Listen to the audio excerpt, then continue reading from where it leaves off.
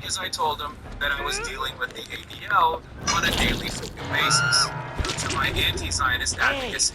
But of course, this is the Atlantic, so I suspect that they cut that part from my quotes. Anyway, the Proud Boys' efforts are part of a larger campaign to punish Kirk's critics and those who celebrate his killing. Call him out. And hell, call their employer.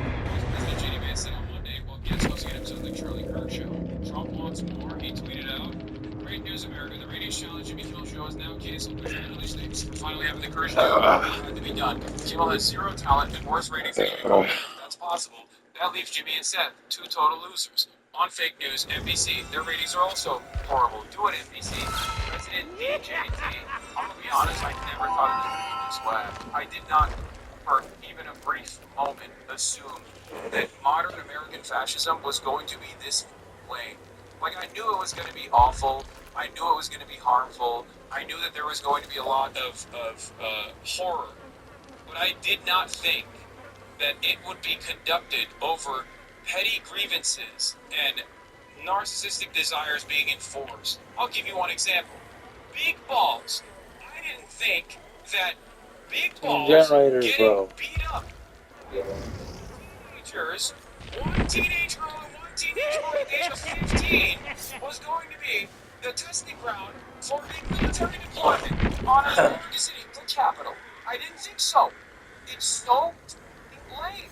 I didn't think that the president's favorite podcaster being killed would lead to the opening up of the floodgates of the emotional person who is the worst vessel of this admin.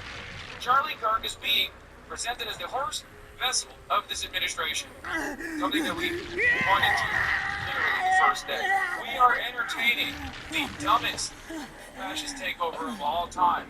Isn't it dumb that even Charlie was probably disagreed with this cancellation of Kimmel? I mean, yeah, he wasn't exactly the biggest fan of the First Amendment, but I think even he had the wherewithal to understand that this doesn't look good, that this is not going to be reflected on positively. Maybe some of the dumbest MAGA tyrant boomers are going to love it because they hate Jimmy Kimmel because Jimmy Kimmel made me feel bad. I hate that pussy.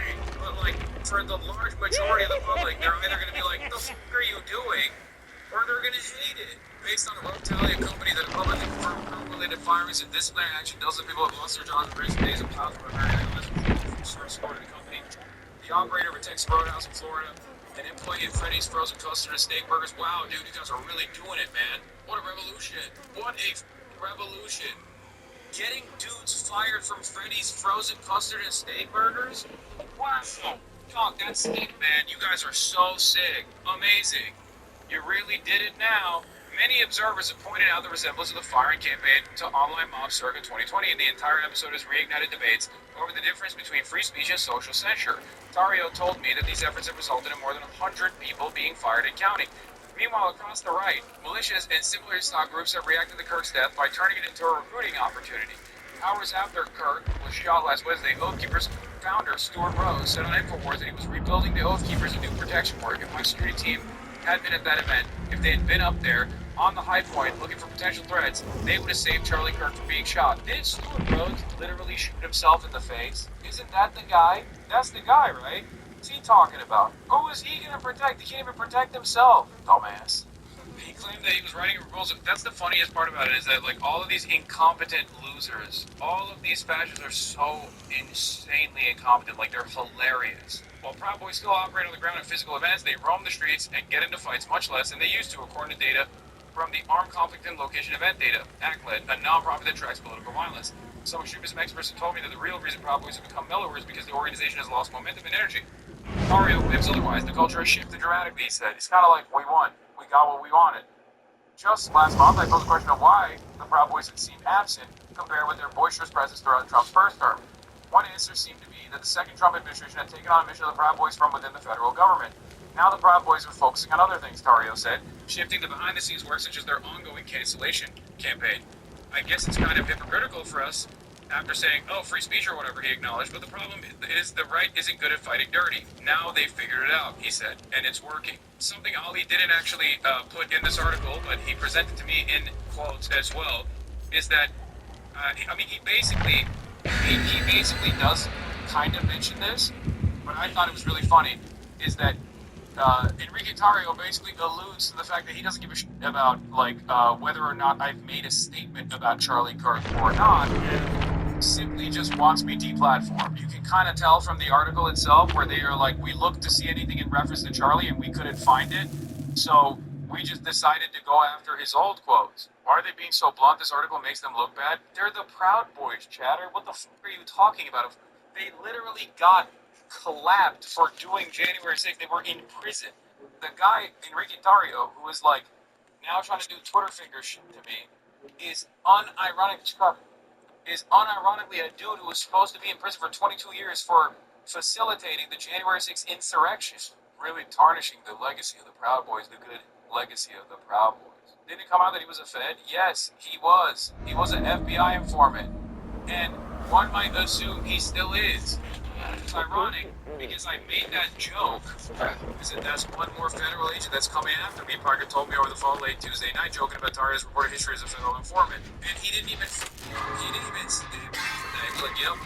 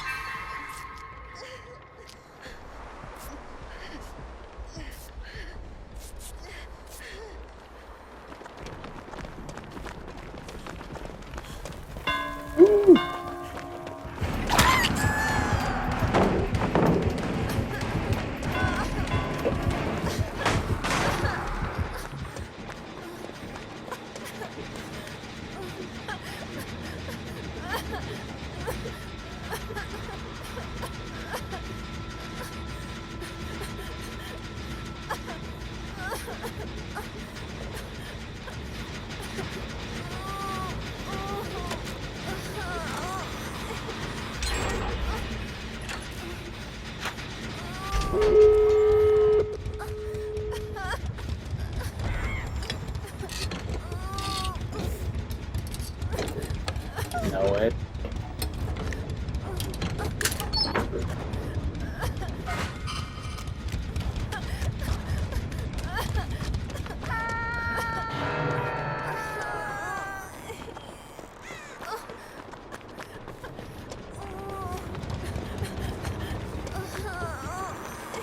There's no idea.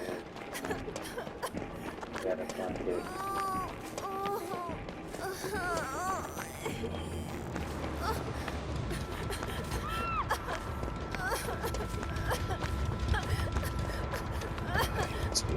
It's too late.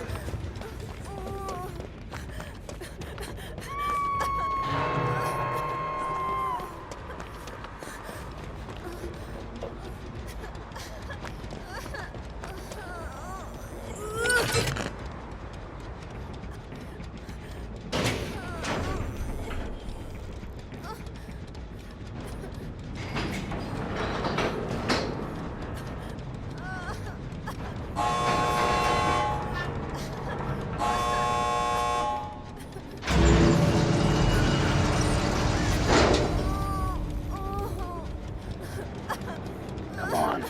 Come on. Come on. Come on. Come on. Come on.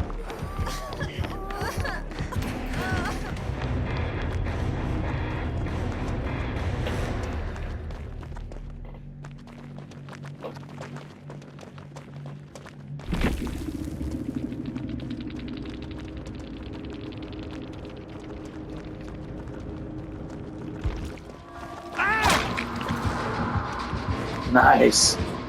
Oh, you might not make it though. Oh no, he's gonna try to speed ahead. Too late, buddy. Nice. Oh, poor Wraith. Wow. When solo survivor works out.